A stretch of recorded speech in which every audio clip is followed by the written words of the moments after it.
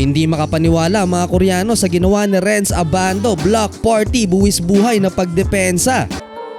KGC Anyang versus KT Sonic Boom. Binura ng kuponan ni Renz Abando ang 9-2 run na ginawa ng home team sa first quarter. Ang bilis ng sagot ng KGC mga idol, 2 minuto lang tinabla agad nila sa 13 ang talaan. Sinimula ni Abando sa long 2-point jumper, isa pa mula kay Renz, labas na sa linya mga idol, 3 para sa Pinoy import. Napako sa 13 ang kalaban hanggang sa magtapos nga ang first quarter 27-13. 예, 문성곤 킥아웃, 아반도 쏩니다. 들어갑니다.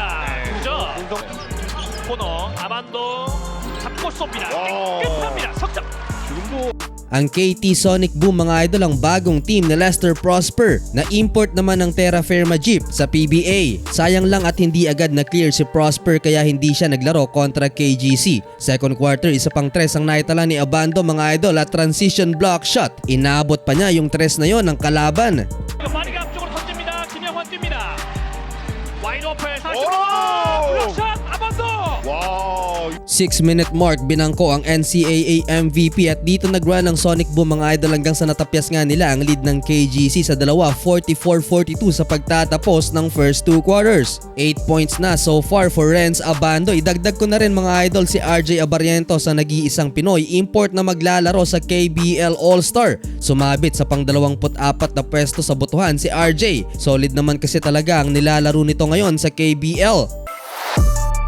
Third quarter, grabing talon ni Renz Abando mga idol para mabutata ang point blank layup na sana ng kalaban. Napasigaw ang commentator sa buwis buhay na talon ng Pinoy. 띄웠습니다. 아웃시킨 공을 잡았습니다. 살렸어요. 하윤기 블록샷 아반도. 그리고 아웃 넘버 문성곤 바운드.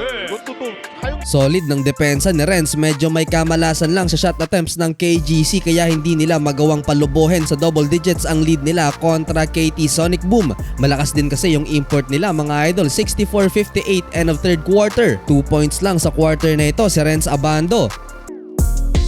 Fourth quarter, hindi pa tapos sa block party si Renz Abando, another block para sa Pinoy. Binulaga ang kalaban mula sa likod pa mga idol. 골밑 비어있네요. 잘라들어서 블록샷 아반도. Tuluyang lumobo ang lamang ng KGC. Down the stretch, tambak ng 15 puntos ang home team. Dumagdag pa ng 3 si Renz Abando. 킥아웃 와이드 오픈 아반도 석점.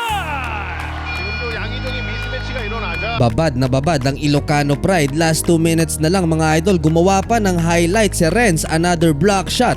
Akala nung kalaban ligtas na siya dahil kumagat sa fake si Abando pero inabot pa rin dahil sa bilis ng recovery ni Kabayan. Sa huli, panalo mga idol ang KGC Anyang. Nagtala ng 15 points sa loob ng 33 minutes na paglalaro si Renz Abando. May 3 rebounds, 1 assist and 4 block shots.